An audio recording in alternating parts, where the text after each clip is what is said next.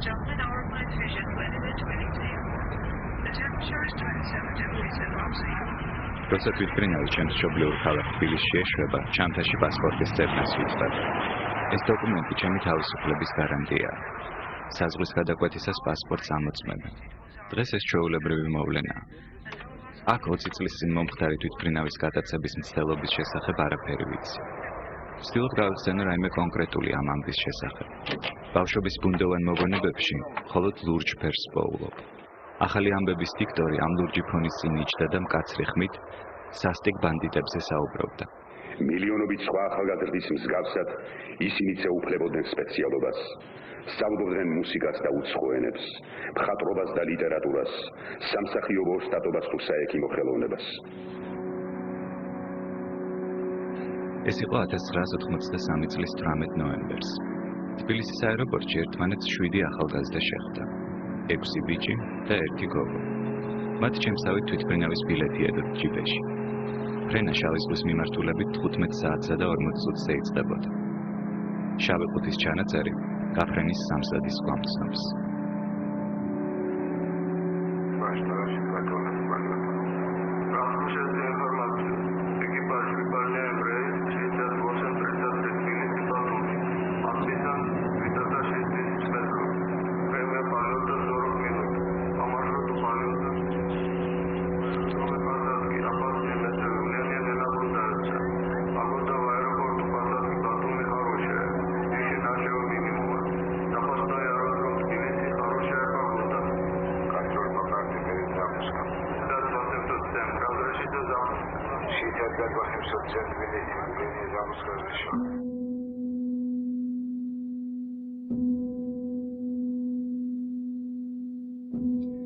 აეროფლოტის სამგზავრო თვითმფრინავის 68-23 მაშინ ბათუმში უნდა გაფრენილიყო.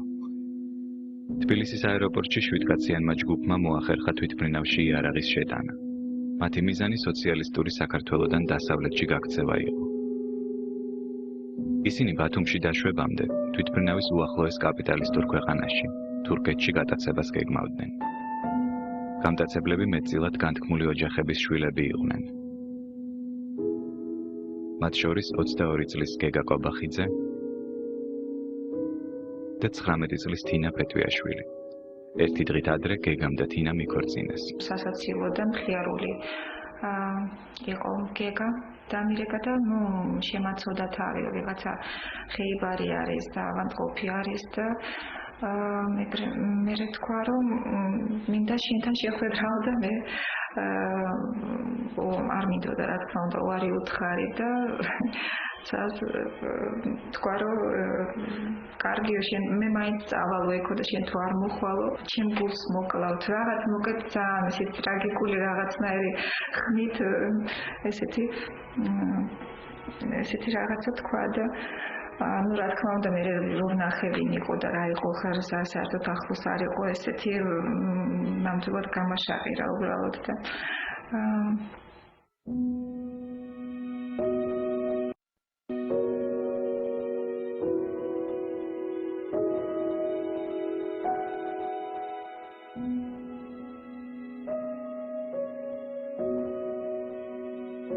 გეგა კობახიძე ცნობილ ქართველ ხელოვანთა ოჯახში გაიზარდა. მამა მიშა კობახიძე კინორეჟისორია. დედა ნათელა მაჭავარიანი თეატრის მსახიობი. გეგა თეატრალურ ინსტიტუტში სწავლობდა. მისი მეუღლე თინა სამხატვრო აკადემიაში. გეგა პატარაობიდანვე მრავალ ქართულ ფილმში მონაწილეობდა. ეს ფილმები კარგად მახსოვს. მათ ხშირად აჩვენებდა საქართველოს ტელევიზია. შენ მე მომატყუე. საიდან იცი რომ მოგატყუე? იცი საიდან? როცა მე ორს ჭამდი. შენ ხმა არ მოიღე. შენ რატომ ჭამდი ორს? ჩვენ ხომ დავთქვი თითო მარცვალზე მეტი არ შეგვეჭამა.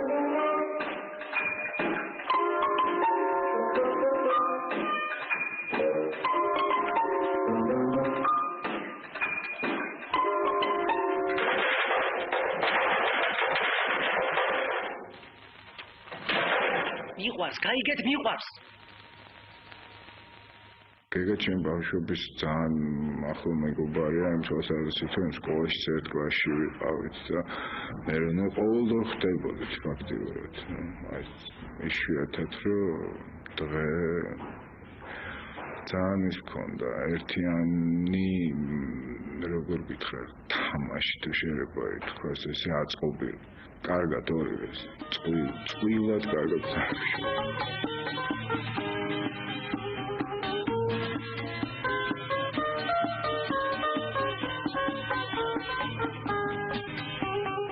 ფერისთავობა ვიყავით, რომელსაც თქვა მაგალითად ის შეგვეძლო, რომ ნაყინის საჭმელად მოსკოვში გადაფრენილიყავით და საღამოს უკან ჩამოფრენილიყავით. ამიტომაც უკან რო იყურები და თუ შენ ცდილობ და აფიქსირო შენი ყოველდღიური ცხოვრება და რაღაცა როგორ გითხრა და აი მაქსიმუმი როგორ უნდა ამოგეღო, ხო? იმისაც რომ გართობილიყავი რაღაცნაირად თავი ცოცხლად გებრძნო, ამას ჩვენ ყველაფერს ვაკეთებდით. ყველაფერს. აი ოთახში სადაც გაიყო იქ ამერიკის დროშა იყო დახატული რეიგანის სურათები ქონდა ფლექსები იყო ამ კედლებზე და აი საუბარი თქვა იმისა რომელსაც ყველა ლაპარაკობდა რომ ეს რა საშინელი ქვეყანაში ცხოვრობ და რა საშინელი რეჟიმია ნუ ხო ცოტა თუ რაც თქვა გიჭრის რაღაცას აზროვნებ რაღაცას კითხულობ რაღაცას უყურებ იგივე ინფორმაციას რაღაცა გესმის ამას ის უქმეს ეს ამას ისა ნუ რა თქმა უნდა ისიც ამბობდა რა საშინელ ქვეყანაში ცხოვრობ და რა საშინელ ქვეყანაში მაგრამ ის რა ახლა წავიდე და მე სხვა ქვეყანაში ვიცხოვრო და რაღაცა ასეთი ყოველ შემთხვევაში ჩემთან არ გამოუხატა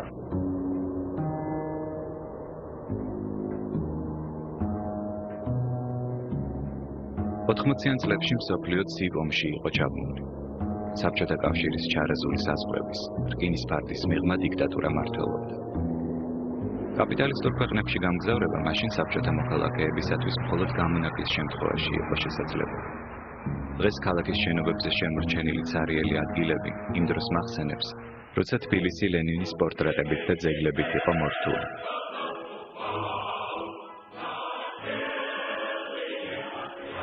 ჩემი თაობა ამ ვიზუალური პროპაგანდით გაიზარდა. კადრებით, რომლებიც სოციალიზმის გამარჯვებას გვამცნობდნენ. მაშინ მოსკოვში კრემლის მმართველობა ლეონიდ ბრეჟნევის გარდაცვალების შემდეგ იური ანდროპოვმა გადაიბარა. საქართველოში რესპუბლიკის ხელმძღვანელი კომუნისტური პარტიის ცენტრალური კომიტეტის პირველი მდივანი ედუარდ შევარდნაძე იყო. შენი მდგომარეობა მაშინ ძალიან სერიოზული იყო. გარღვევის სურვილით, ამ თვალსაზრისით, გარღვევის სურვილის თვალსაზრისით, იმიტომ რომ ძალიან ძლიერი იყო აი ეს ბოლო რაღაც პრესი საბჭოთა გესმის და უფრო ჩნდება გარღვევის სურვილი, როცა ეს ძლიერი პრესი აგონიაში ირყევა უკვე გესმის და მეტი სტიმული გაქვს, რომ არის შანსი, რომ გაარღვეო გესმის, გახვიდე. წასვლის სურვილზე ჩვენ ყველანი ლაპარაკობთ. შეუძლებელი იყო პრინციპში მაგაზე რომ არ გესაუბრო.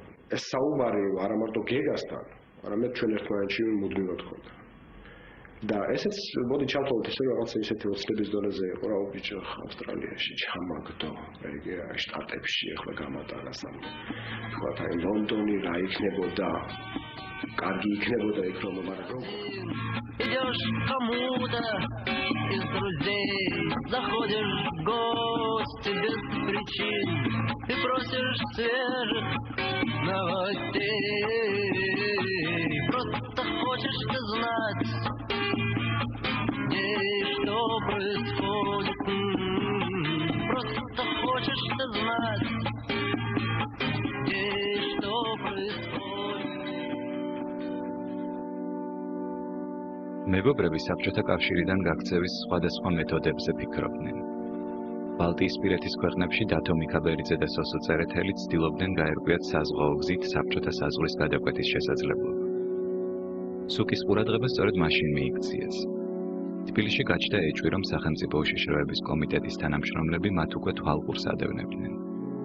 მეგობრებმა ახალი გეგმის შემუშავება დაიწყეს. გაჩნდა თვითმფრინავის გადაცევის იდეა. ეს გეგმა მათ მართლმადიდებელ მოძღვარ მამა თეოდორეს გაუზიარეს.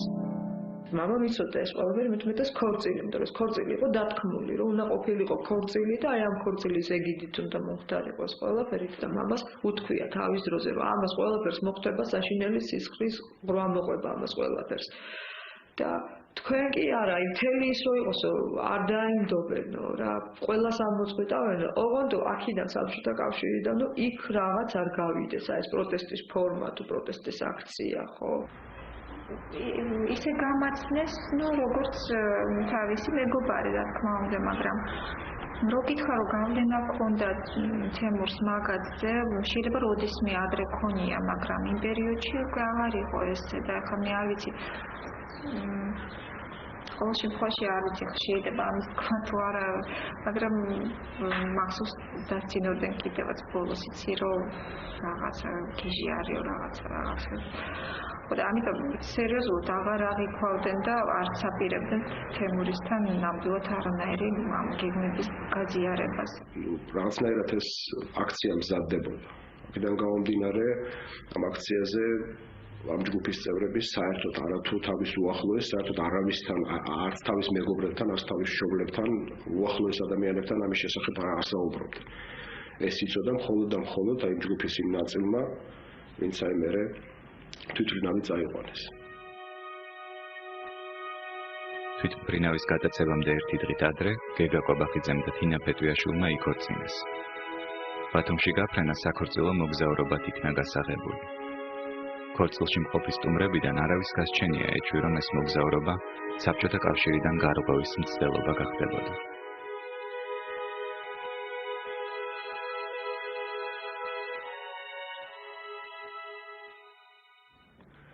უცნაური იყო, იმიტომ რომ მე რაღაც ყოველ შემთხვევაში რაღაც უფრო პოზიტიური ის მქონდა, რა დამოკიდებულება მაგ დროს რომ რაღაც ქორწილია და სიყვარულია და ახალი რაღაც იწყება და ამ დროს რაღაც დაიწყო უფრო ესეთი რა, უფრო სერიოზული და საშიში.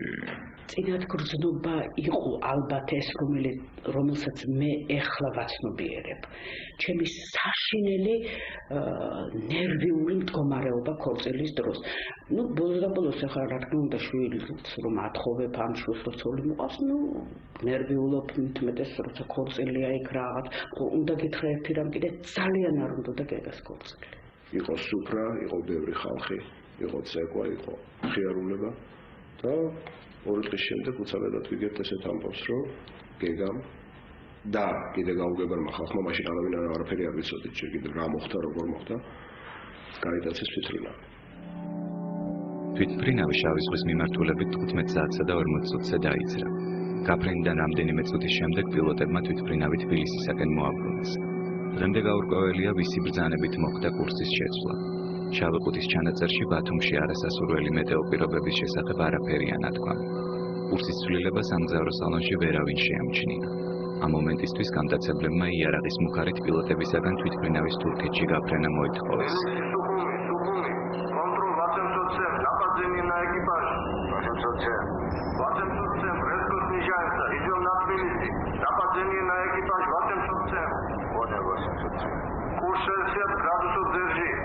Так, бери, так, 115 градусов, да, 110 бери. Хорошо, 110, Джигар. 5700 занимаем, да? Да, 5700. Хорошо. ჰაერში გამტაცებლებსა და პილოტებს შორის სროლა ატყდა. ეკიპაჟის წევრები შეიარაღებულები აღმოჩნდნენ. სროლის შედეგად ორი გამტაცებელი და ეკიპაჟის ორი წევრი დაიჭრა. ერთი გამტაცებელი დაიღუპა. პილოტებმა მოახერხეს კაბინის კარების ჩაკეტვა. გამტაცებლები სამგზავრო სალონში განაგრძობდნენ მგზავრების დაშინებას. ბოლომდე მე პირადად არ მიგრძნია შიში გარდა იმ მომენტისა, როდესაც უკვე გავედით სახლიდან. მაშინ დამეწყო რაღაც.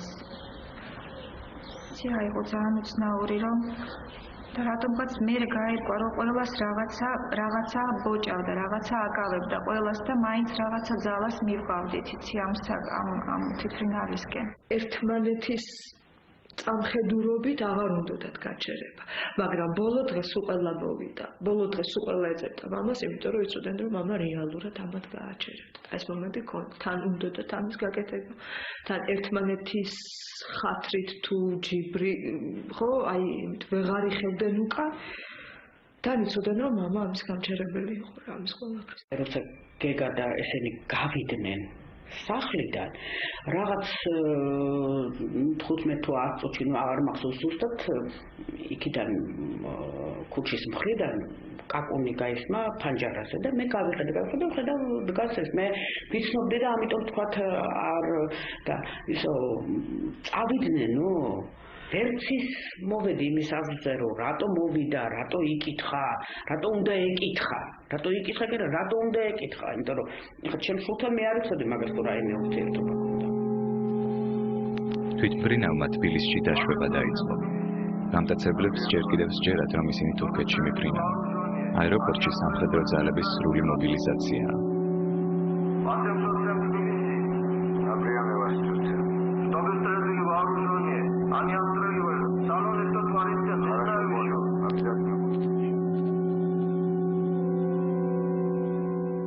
თბილისის აეროპორტში რო დაჟებდნენ, მარტო მაშინ მივხვდით, რომ უკან დავუბრუნდით. და მე უკვე გამოძიების დროს წავიკითხე მე, რომ ესეთი ყოფილა თურმე ისედაც მოbrunებული ყოფილა თვითმფრინავი. და ეს ვერავინ ვერ იგრძნო. დათო მიქაბერიძემ, როცა შეიტყო, რომ თვითმფრინავი ისევ თბილისში დაფრინდა, თავი მოიკლა. გია ტაბიძე პილოტებთან ატეხილის როლის დროს დაიღუპა. ძიმედ დაჭრილი სასოწერეთელი საავადმყოფოში გარდაიცვალა. თვითმფრინავი დაშვებული არ იყო თბილისის აეროპორტში, რომ 20 წუთის განმავლობაში საჯარისო ფორმირებები მერვე პოლკის ავტომატების ჯერით სხრივავდა თვითმფრინავს. იმიტომ რომ აეცილებინათ თვითმფრინავის ცაში ხელმეორედ გაფრენის საშუალება.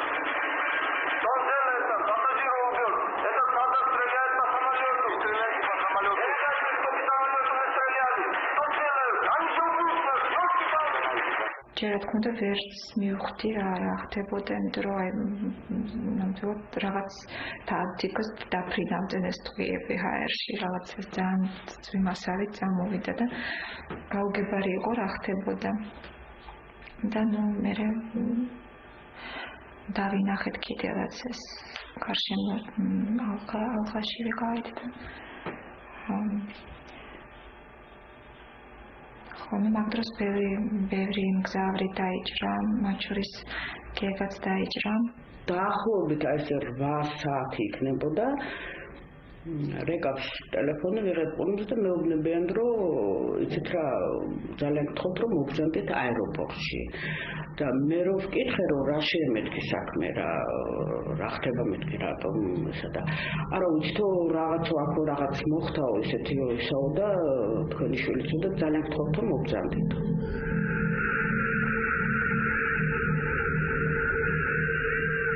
რომ მივედი ვიმგზავნდებით რომ მკითხეს და მითხრა ასე დამიბარეს ხო და ხო მოგზავნდით რომ მოგზავნდით შეგვიყვანეს გავიყვანეს მეორე საფრთხე და ხედავ მთელი მთავრობა იქ აი ამ დროს გავიგონე სხვათა შორის იმის შევარდნაძის ხმა რომ ნუ არ ვიცი მე რა იყო რა მოხდა როგორც მე გამოიყვა რომ ეს იყო მერვე პოლკი მაშინ ასე ეძახოდნენ გამოიძახა ინაურმა და იმათმა ატეხეს გარედან სროლა.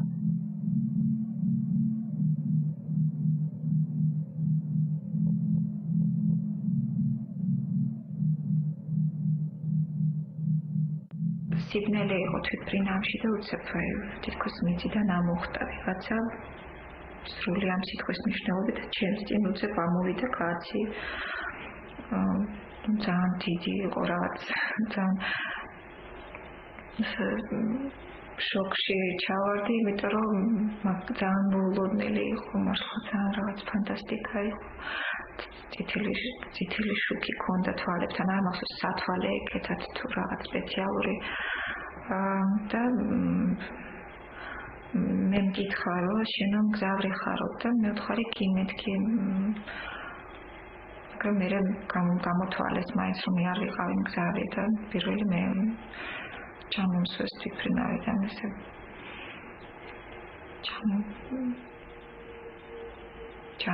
პრინციპში ჩამომაგდეს, იმიტომ არ სტრაპი იყო არაფერი. დასაფრენძოლზე სამხედროებმა თვითმფრინავი გარედან გაუფრთხილებლად დაცხრილეს.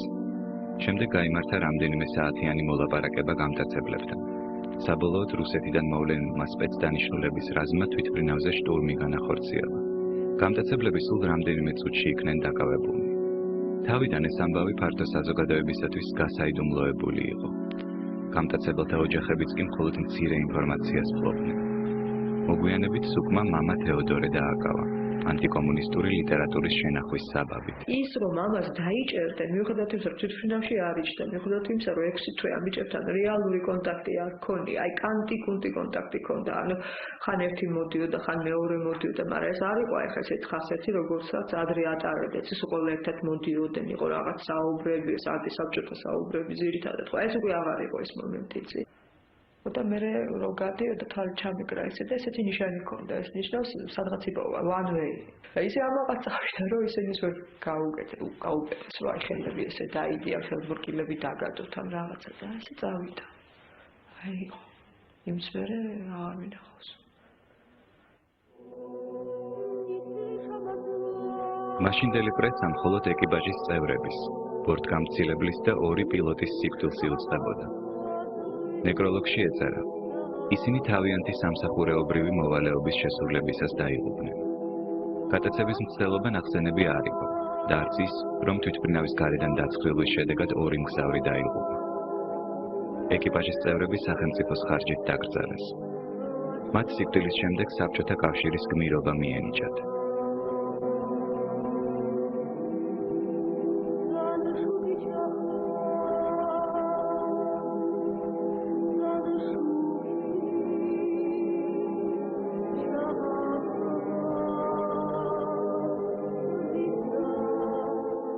დაკრძალვა სახლობლებთან და თანამშრომლებთან ერთად საქართველოს მაშინდელი მთავრობაც დაესწრო.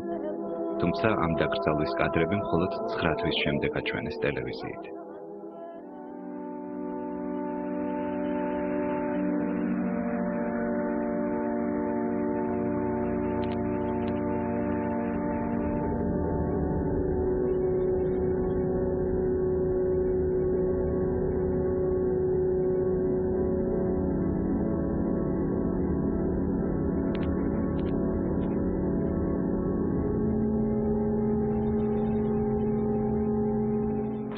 და რა გველოდებოდა საერთოდ სადავართ რატო ვართ მან გუშინ სხვაგან მიყავით და უცებ აღმოჩნდით ესეთ კოშმარში რომელიც ძალიან დასაჭირებელი იყო, მაგრამ რეალობა იყო და აი რაღაც საშინელი გამოუვალი მდგომარეობა იყო, რომ ვერაფერს ვერ უშველიდი, რა ვიცი, მოგეთ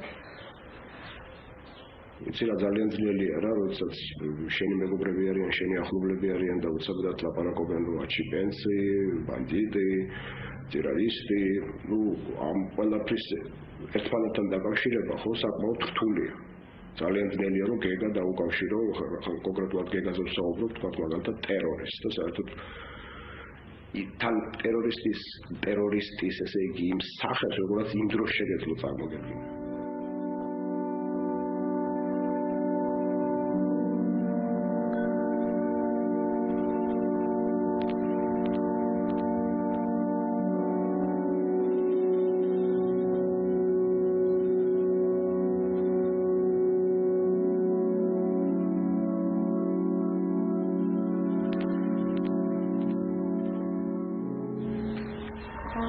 პირველზე ვარყავი რაღაცეები, მოგეთ არაფერი არ ვიცოდი და რაღაცა, მაგრამ მეორე დღეს ყველაფერი გამოვხდი რომ რაღაც, მოგეთ რაც ვიცოდი ყველაფერი ფაქტიურად მაგრამ არ მქონდა გამბედაობა, რა აზრიც არ მქონდა იცი, იმიტომ რომ აბსოლუტურად გაუგებარი იყო ვინ რაც იძახდა და აბსოლუტურად არ ვიყავით იმისთვის მომზადებული, რომ რაღაც გეგმა ქონოდა, რომ არ თქვათ და არ გამოვიდეს რამე და აი რა ვქონათ მე, გაიგე ეს მეორე ვარიანტი არ მქონდა საერთოდ. ეს ტიპი ვინც იმას მიშვებოდა, ვინც დამკითხა რა. საკმაოდ ესეთი იყო. საკმაოდ ერუდირებული, ასე ვთქვათ, მეგობარი იყო და ამხანაგი. ხოდა ნუ რაღაც უფრო ისეთი რაღაცები მაინტერესებდა, თანაც დეტალი რელიგიასთან დაკავშირებით და ვკითხულობდით თუ არა ბიბლიას და რაღაც აი სიგიჟე იყო. მაგრამ ნუ ფაქტია რომ 5 საათი იქ ვიჯექი და ეს ტიპი რაღაცას იმთავრ მანქანაზე ბეჭდავდა. ეს ისეთი ჭკვიანური შეკითხვა მომწონს რომ ბავშვობაშიო უყვარდა თოფით და იმით თამაშიო და მეუთხარი რომელი ბავშვია და თანაც ბიჭი რომელიც არ თამაშობს თოფებით, მაგრამ თქვენ წარმოიდგინეთ რომ მაინდა-მაინც არ იყო ამით მეთქი დაკავებული, უფრო იყო აი რაღაც სპექტაკლებს დგავდა, ყავდა თავისი მსახიობები მეზობელი და აი ამ სპექტაკლებს დგავდა სახლში და ჩვენ ვიყავით მისი მაყურებელი და უფრო ამით იყო მეუთხარი დაკავებული და ესე თოფით ჭერი ახალშე ველოსიპედით და 1983 წელს რეჟისორი თენგიზ აბულაძე თავის ყველაზე ცნობილ ფილმს მონანიებას იღებდა. ეს იყო პირველი საბჭოთა ფილმი, რომელიც სტალინისტურ რეპრესიებს გაემიჯნა. ამ ფილმში გეგა კობახიძე ერთ-ერთ მთავარ როლს თამაშობდა. გადაღება ჯერ კიდევ არ იყო დამთავრებული, როცა გეგამ გაქცევა სცადა. სუკმა კონფისკაცია გაუკეთა ფილმის მასალას და გაანადგურა სცენები გეგას მონაწილეობით. ცენზურას მხოლოდ ფილის 1/5 გადაურჩა. მოგვიანებით ეს სცენები მსახიობ მერაბ ნინიძის მონაწილეობით გადაიღეს. მხატვრულ ფილმს მონანიება 80-იანი წლების ბოლოს მსოფლიო წარმატება ხვდა წილად.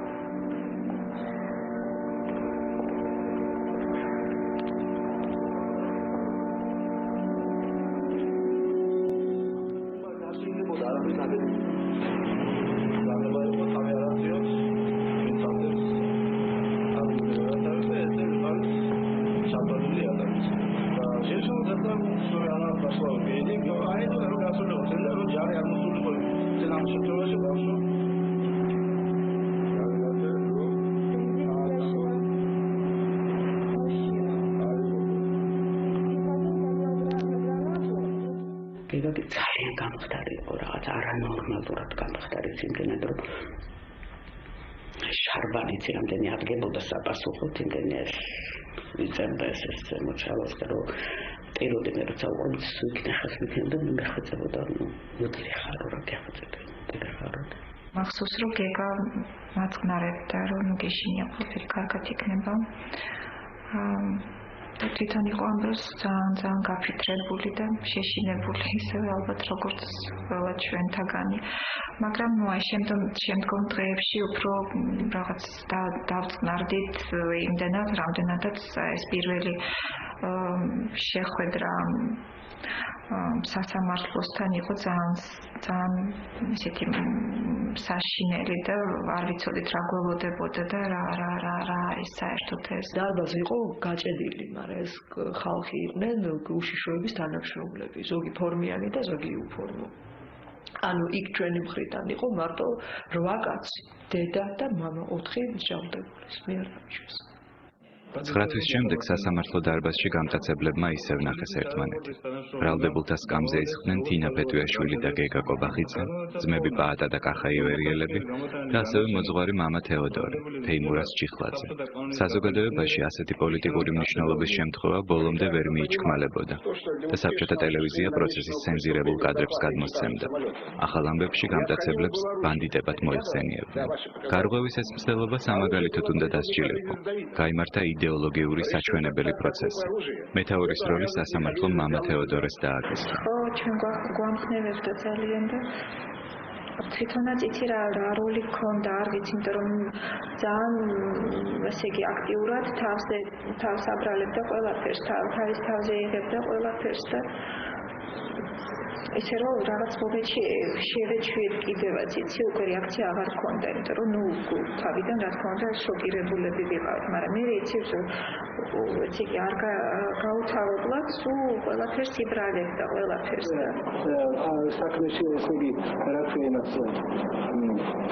ხიაპუმარა თორემ არანამდვილი არამედ სადავჭი იყო მარტივი გათვლა მე თვითფრინავში ისედაც არ ვიჯექი მე თუ რამეს დავიბრალებ ამ ამათ მე დანაშაულს შევუსუბუქებ და მუხლს მოვაკლებ, ანუ სასჯელის ზომას გაუნახევრებ, მე უკეთეს შემთხვევაში მომიმატებენ სასჯელის ზომას, მე ვიჯდები 5 წელი იქნება 6 თუ 10, სამაგიეროდ ამათ დავიხსნი სიკვდილისგან. აი ესეთი გათვლა იყო. და აქედან გამომდინარე მე საქმიდანაც ნახავ, რომ იცოდა, არ იცოდა, ეკითხებოდა, არ ეკითხებოდა, ყველაფერს იღებდა თავის თავზე. იქ კიდევ ესე იგი პირისტრალკა მიდიოდა, ასე ვთქვათ, ფილეტებზე, სროლის თმები ისმოდა და ამ დროს მე ვტავსე ხელი თემის თმებში. გავაშერე, ესე იგი მოვკიდე ხელი, მან დაიყვირა, у меня говорит нет оружия, რამდენჯერმე მითხრა. მე მაინც იცით, მაინც ეგოისტი ადამიანი და მით უმეტეს დედა სულ იმას ფიქრობდი, რომ აი რომ მიდიოდა, სად მტოვებდა მე კაცო, როგორ მტოვებდა ესე, ერთი დედაშვილი ვიყავით, ხო? და იქ სასამართლოზე რომ ამბობდა, რომ დედაჩემი და მოსამართლე მოთხრა, კაცო, რა არის ამ სულ დედაშენს ახსენებო და ამბობო, რომ დედაჩემი და ესე რომ მიდიოდი ამ დედაშენ, ვინ გითხრათ, მეო იქ წავდი და მოვეწყებოდი დედაჩემსაც, რომ გამოვიძახებდი და წავიყვანდი რომ თან. მაგრამ შემაიყო რაღაც ახსენისა რა?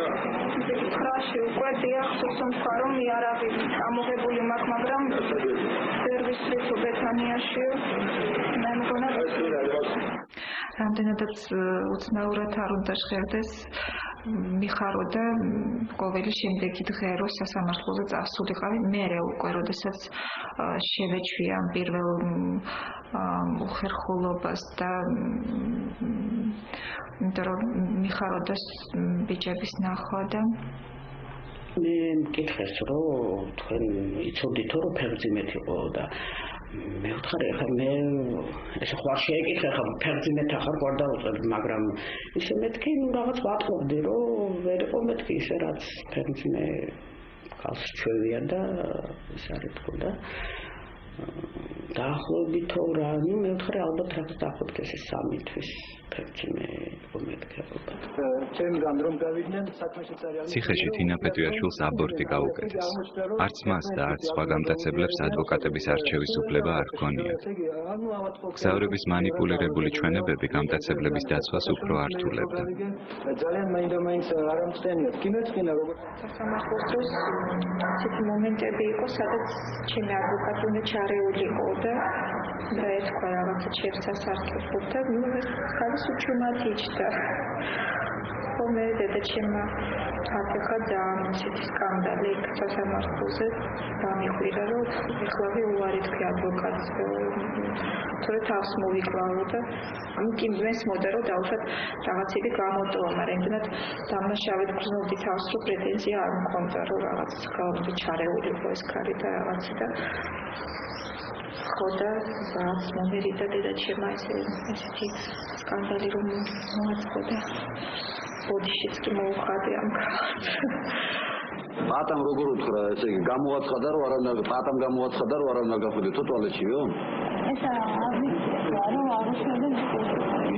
ესე იგი მე თქვენ ადასტურებთ იმას რომ მე იმ ქალს ვისაც უნდა რომ დავემუქრე მოგიკლავდა და ეს ბავშვი რომ დაემუქრენ ეს კი ვიცი მაგრამ კონკრეტულად რომ არის ბავშვი არ გადახდეთ ასე მე ვუხდებოდი რომ შენ პატარა ბავშვო დაუკლავსო სიც და გალევინებს თქვენო შევჭამ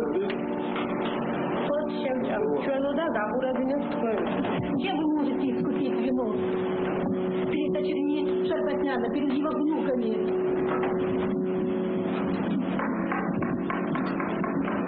у вас было все. Что вам там нужно было? Как вы сейчас относитесь к Западу? Сейчас вы еще уверены в его превосходстве перед советской системой, где вы учились? И чем вы можете ответить?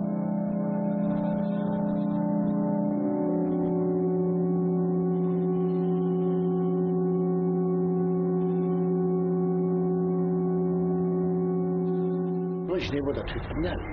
მოდაიმა თვითონ გაჩერებულიც არ იყო თვითონად. ხო მიგორა თვითონად ამ ტრასაზე არა. ისეთი საშინელი სტროლა იყო. ნუ უკვე ვიფიქრეთ რომ ფექტებით რაღაცა ხდება საშინელები. ეს მერე გავარკვიეთ რომ სტროლა იყო გარეთ. ჩემი მეუღლე რომ გამოიძახეს იქ თვითფრინავი რომ იყო იგი და რომ დააჯინეს სადიჯექიო ხო აი ოდნავ რომ გადახრილი არ ყოფილიყო პირდაპირ რომ გაზომეს ტყვია ხო პირდაპირ უწევდა გულში თვითონ მე სადაც ვიჯექი სადაც ვიჯექი გამოძიების მერე ნახევრის ადგილი იმ ადგილას სადაც მე ვიჯექი 5 ტყვია იყო გამოვლილი ავტომატის ტყვიები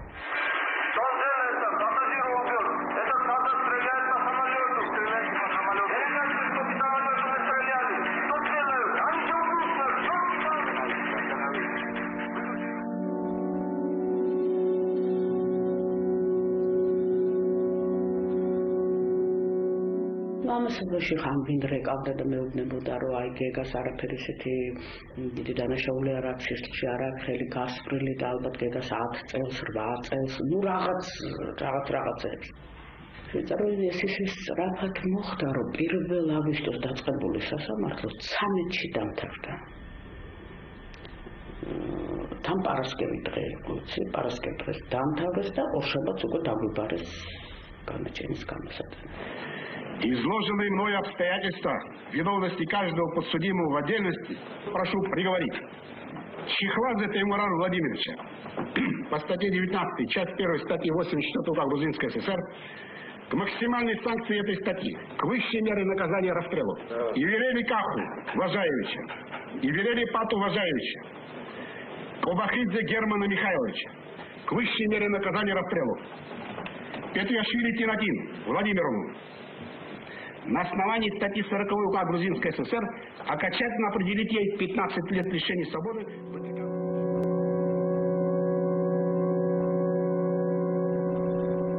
Ჩემი განაჩენი არც განიკია უბრალოდ ყველაზე რა თქმა უნდა მეტად გეგაზე განვიცადე რომ გავიგე რომ გამოვტანეს ესეთი განაჩენი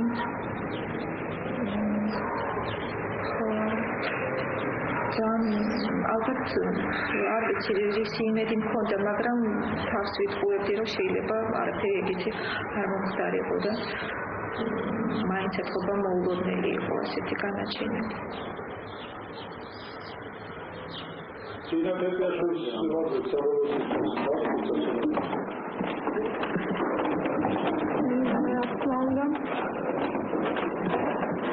ჩემ დავდანაშავე ცნობ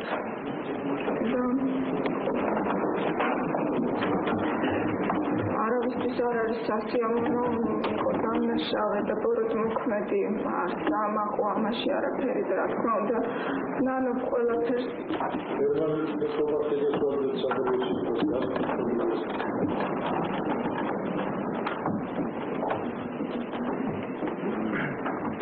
ძალიან მიჟირს ლაპარაკი და მე ვერც რავიცი ვერც როდის ვიტყვი ვერ ვიტყვი არა მაქვს მე ამის უფლება რომ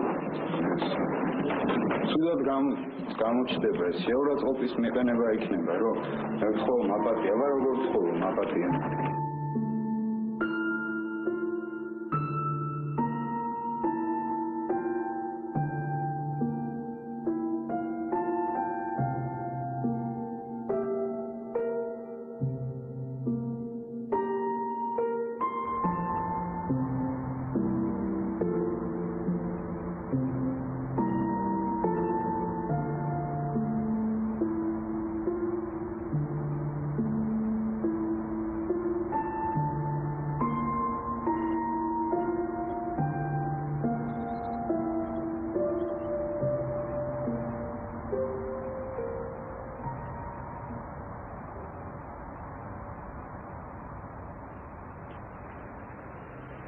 არავინ ელოდა, რომ პროკურორი მაშინდელი საბჭოთა კანონმდებლობით არსებულ უმაღლეს სასჯელს, სიკვდილით დასჯას მოითხოვდა. ქართული კულტურის წარმომადგენლებმა მთელს ქვეყანაში შეწყალების თხოვნაზე ხელმოწერების შეგროვება დაიწყეს. ცენტრალურ კომიტეტსა და მთავრობაში ასობით ხელმოწერა იქნა წარდგენილი. პეტიციაში გამტაცებლების დანაშაული და დასჯის აუცილებლობა ეჭვგარე შეიდგა. მხოლოდ მათ შეწყალებას ითხოვდნენ ახალგაზრდა ასაკის გათვალისწინებით. ამ აქციამ წარუმატებლად ჩაიარა. განაჩენის გამოტანიდან 2 თვეში 4 სიკვდილმისჯილი აქ, თბილისის ციხეში დახვრიტეს. მაშინდელი საბჭოთა კანონის თანახმად განაჩენის გამოტანიდან მის სისრულეში მოყვანამდე 9 თვე მაინც უნდა ყოფილიყო გასული. დღემდე გაურკვეველი რჩება, რატომ არ იქნა დაცული ეს აუცილებელი ვადა. რატომ დახვრიტეს გამტაცებლები ასე სასწრაფოდ. ვის დასჭირდა სიკვდილის ჯილთა ოჯახების გაურკვევლობაში ყოფნა 5 წლის განმავლობაში. ისინი დახვრეტის შესახებ არ იყვნენ ინფორმირებული და დღემდე არ იციან თუ სად დაკრძალეს ცხედრები. ყველაზე დიდი უბედურება არის, როცა არ იცი რა ხდება შენ თავს და ხარ გაურკვევლობაში. ესე იგი, გავიდა 84 წლიდან 99 წლამდე ჩვენ არ ვიცოდით რა მოხდა საერთოდ. ერთი ვერსიით შეიწყნარეს, მეორე ვერსიით მოდიოდა ვიღაც ადამიანები გვეუბნებოდნენ, რომ აქ არის, იქ არის, თქვენ ოღონდ ჩუმად იყავით, თქვენ ხმა არ ამოიღოთ. ძლიერს შეიწყარეს ესენი. დადიოდა მე რაღაცნაირი ამბები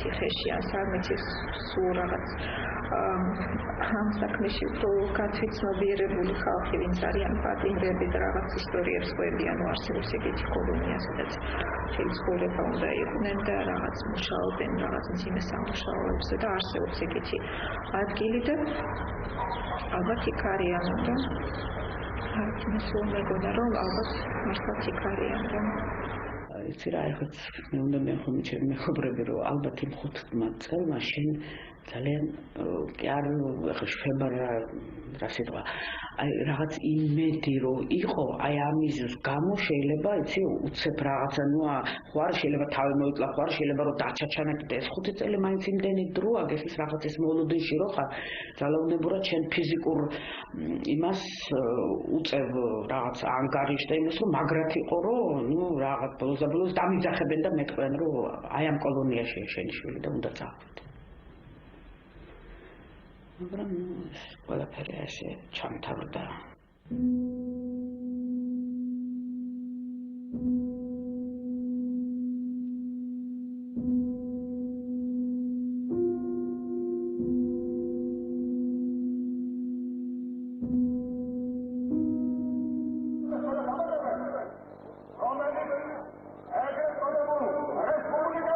ხუთი წლის შემდეგ საქართველოში ნანატრი თავისუფლება დგება. 1989 წლის 9 აპრილს საბჭოთა არმიამ დაარბია მშვიდობიანი დემონსტრაცია, რასაც დემონსტრანტებს შორის მსხვერპლი მოჰყვა. ეს თარიღი საქართველოს დამოუკიდებლობის ფაქტობრივი დასაწყისია. სულ მალე საბჭოთა კავშირი დაიშალა და საქართველომ თავისი პირველი პრეზიდენტი, ეროვნული მოძრაობის მეთაური ზვიად გამსახურდია აირჩია. რაღაც ჩვენთანაც ვიცით ცვლილებები მოხდა 9 აპრილის ამბავი რაღაც გადატრიალებები რაღაცა და მოკლედ ვიღაცამ ბოლო-ბოლო მოახერხა რაღაცნაირად რომ ეს საკითხი მოკლედ ჩემს სასარგებლოდ ჩემ გათავისუფლებით დამთავრებულიყო. გამსახურდიას მთავრობამ თვითმფრინავის გადაცემის გამოკვლევის მიზნით დააარსა კომისია. სასამართლო პროცესის ოქმებს დიდი პოლიტიკური მნიშვნელობა მიენიჭა. ოქმები მაშინდელი პრეზიდენტის ოთახებში ინახებოდა. ესენი იმას კი არ ადგენდნენ, რომ აი ვინ ესროლა, ვინ არის სროლა, ესენი ეძებდნენ მე როგორც მე მივხვდი ერთადერთ წერილს, სადაც იქნებოდა შევარდნაძის ხელის მოწერა, რომ დახვრიტეთ. ნუ რა ლოგიკურია, ხო ესე წერილი როგორ შეიძლება რომ ბუნებაში არსებობდეს. ბრძანებაც რო არსებულიყო, ეგეთი წერილი ბუნებრივია რომ არ იქნებოდა, ხო ლოგიკიდან გამომდინარე. ველოდები იმ მომენტს რომ აი როცა არ იქნება ეს სუბიექტური რეალობა, ანუ ასე ვთქვათ, აი ეს ფონი პოლიტიკური რომ მოშორდება ამ საქმეს, ხო? აი მე გავაკეთებ რეაბილიტაციას. დამოუკიდებლობიდან 2 წლის შემდეგ საქართველოს სამოქალაქო ომის კარცასში გაერქვა. ახლადარჩეულ პრეზიდენტს ოპოზიცია დაუპირისპირდა. პრეზიდენტი გამსახურდია იძულებული შეიქნა ქვეყნიდან გაქცეულიყო. ძალაუფლება დროებითმა სამხედრო საბჭომ მოიპოვა. რამდენიმე თვეში საბჭოთა კავშირის ყოფილი საგარეო საქმეთა მინისტრი ედუარდ შევარდნაძე საქართველოში დაბრუნდა და სამხედრო საბჭოს ხელმძღვანელობა გადაიბარა. მომდევნო არჩევნებზე იგი პრეზიდენტად იქნა ლეგიტიმირებული და 2003 წლის ნოემბრამდე მართავდა ქვეყანას.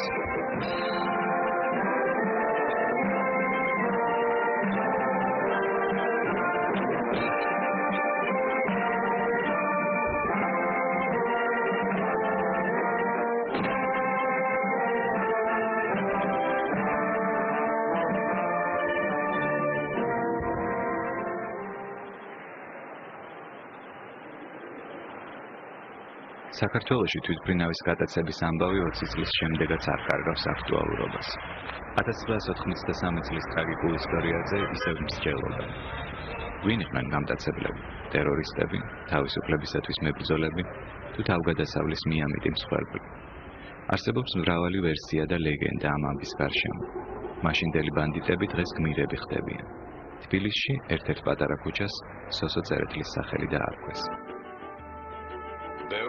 ეს სატელევიზიო რეკლამა სპექტაკლის ჯინსების თაობა პრემიერას გვამცნობს. პრემიერა თბილისის ერთ-ერთ პატარა თეატრში გაიმართა. წარმოდგენები დღესაც ანშლაგებით მიმდინარეობს. მაყურებელი მეტწილად ახალგაზრდაა. გმირული ეპოსი თინას, გეგას და მათი მეგობრების ამბავს მოგვითხრობს. სცენაზე ციხიდან გაქცევის ოცნებაზეა საუბარი. თვითმფრინავის გატაცების ამბავი ისევ პრესის ყურადღების ცენტრში ექცევა. თუმცა ეს პათეტიური ეპოსი ბევრ კითხვას პადებს, თუ გავიხსენებთ, რომ გმირების ოცნებამ მსხვერპლი განაპირობა.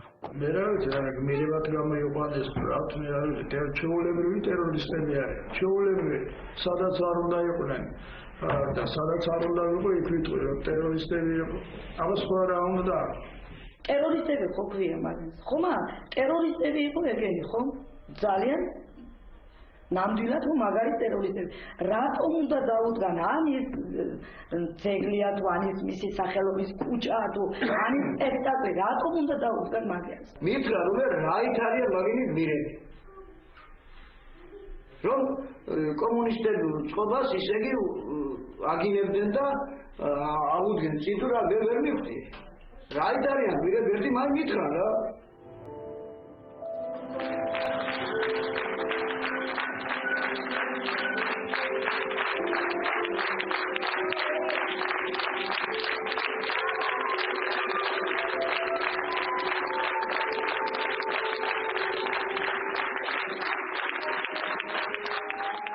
ორი წლის წინ საშინელი რაღაცა რო კიდე დაგვემართა, ამას მე გძლად არ მოყვები, ვიტყვი მხოლოდ რომ გამოჩნდა კაცი, რომელმაც გითხრა რომ იცის ეს თვითმფრინავის ბიჭები სად არიან დასაფლავებული და წაგვიყვანდა და გვანახებდა იმ ადგილს, უკვე დემოკრატია საქართველოში და ჩვენ შეგვიძლია რომ წამოვასწროთ ჩვენი ცოლებულები.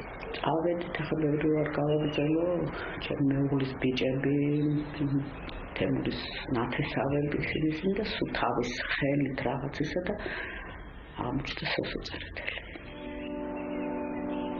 სოსო წერეთელი არ დაუხრიტავთ. იგი თვითმფრინავში დაჭრეს და მეორე დღეს საავადმყოფოში გარდაიცვალა. ეს დღემდე ნაპოვნი ერთადერთი საფლავია.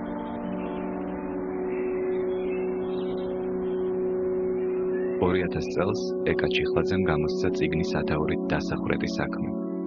ავტორი მომხდარის გაანალიზებას ცდილობს და გამოძიებისაგან განსხვავებულ ვერსიას გვთავაზობს.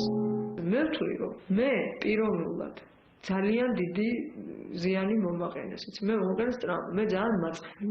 თეატრის გადაყვანას არ ვაპირებ. როგორ გამომივა ეს მეორე მომენტია, მაგრამ სიმართლე ეგ არის რა, რომ სიმართლე რო ვთქვა და გულწრფელად რო ვთქვა. აი ეს მამოძრავებს მე და ყველას ხო თავისი ჯვარი ახალ ჩემი ჯვარი ეგ აი ამას რომ დავამთავრებ ხო ფსიქოლოგიურად აი მე გავაგრძელებ ცხოვრებას ალბათ წნარად მშვიდად ისე როგორც ყველა ნორმალური ადამიანი ცხოვრობს ამ ქვეყანას გავზდი ჩემ შვილებს და დაველოდები ჩემ აღსასრულს შეიძლება წამწნი დრო შვილი როგორც არ უნდა იყოს ის შენია იმას ვერ მოიწოდა ხო რაღაც ქმარს გაშორდები ოჯახს დაანგრე შეიძლება დედასაც რაღაც მაგრამ შვილი არის რაღაც საოცარი და ამიტომ რა ვიცი მე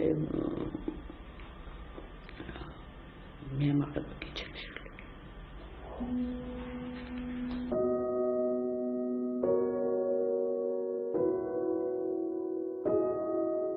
მე ყოველთვის რა ვიცი ისე ვიქნები რომ ყველანაირ თავისუფლება არანაირად არ ღირს არაფრად როდესაც ეს მსხვერპლის ფასი ხდება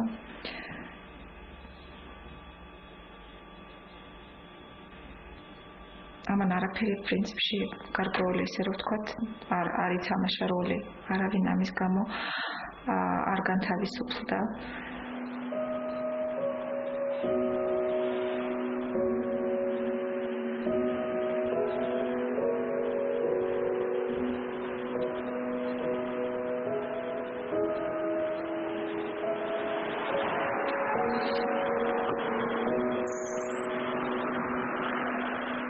ისევ აეროპორტში ვდგავარ, თვითმფრინავის გადაცების ადგილზე.